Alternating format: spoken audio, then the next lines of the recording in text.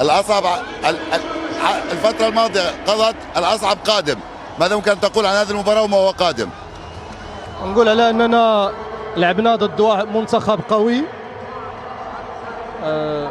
منتخب مؤهل لكأس العالم، منتخب كيضم عناصر كبيرة، عنده مدرب مجرب. أننا المقابلة ما كانت سهلة. حنا يمكن من الخاصيات ديالنا أننا كنتعاملوا مع الخصوم، أو خليني نقول لك المنافسين، تعبير أفضل بكل تواضع.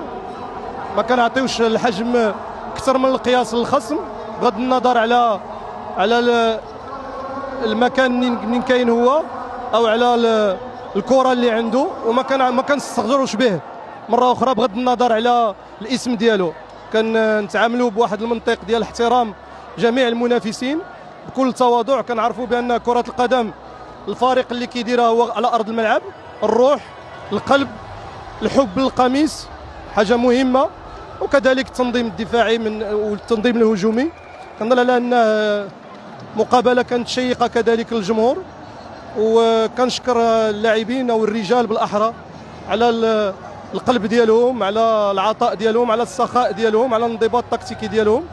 كانت مقابله بالنسبه لنا يمكن تسبق لي وقلت بان اكبر خطا يمكننا نديروه هو نلعبوا على نتيجه ديال التعادل. لعبنا باش نربحوا، والا ما استطعناش نربحوا كنسطر عليها. اذا لم نستطع ان نفوز ما نهزموش. مي سعيد بهذه النتيجه هذه. كنشكر الجمهور على الدعم ديالو الكبير لينا. عندنا اجمل جمهور في العالم. شكرا لهم. يعني نقيض بين كلام رينارد وكلام طارق السكتيوي. رينارد قال لعبنا مباراة جيدة لكن ما احترمنا كرة القدم، مش ما احترمنا الفريق الخصم. بينما طارق السكتيوي أشاد بالمنتخب السعودي وقال بغض النظر عن الأسماء التي مثلت الفريق، ولكن في النهاية هذول يمثلون منتخب قوي. وقال نحن لعبنا احترمنا المنتخب السعودي كثيرا ولعبنا للفوز فقط وليس على فرصة التعادل.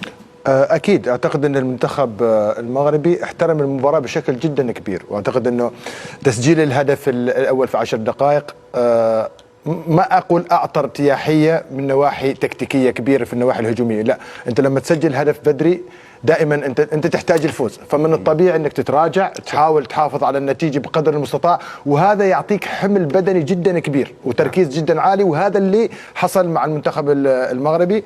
أداء دفاعي على مستوى عالي. صحيح ان اجت خطا واحد منها ضربه الجزاء. ضربه الجزاء هذا اللي رينارد اعتقد انه من خلال تصريحه فعلا يقول اللي يحترم لازم تحترم كره القدم. فتسديد، طريقه التسديد لعبد الله الحمدان، انا اعتقد في هذه الظروف ان انت خاسر 1-0، منتخبك لعب مباراه كبيره جدا.